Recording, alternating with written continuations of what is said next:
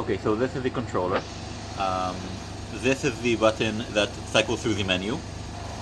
These are the buttons that will let you go through the options, and this button will let you go back. So I'm starting to cycle through the menu. This gives you the output of the oven. It's now not working, so it's on 0. This gives you the units where the oven works. It's on Celsius. Highest temperature of the oven is allowed to go. You can set a low temperature if you want. This is the first set point for regular operation. We will not be using that for programs. And a second set point. This is the rate where it heats on a simple operation mode. And this is the timer configuration. So if you want to do a program, this is the important part. You change none into program. And then you tell it. So the resolution is going to be, the time resolution is going to be hours, minutes. You don't need a threshold.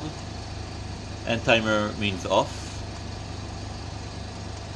And here you set the first set point. So here I'm setting the first set point to be 100 degrees. The ramp rate I'm setting to be 10 degrees per minute.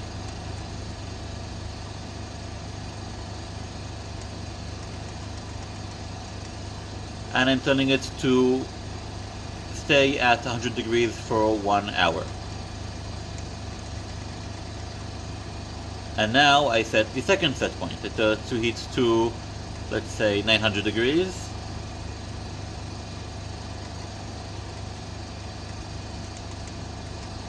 At a ramp rate of 10 degrees per minute for 1 hour.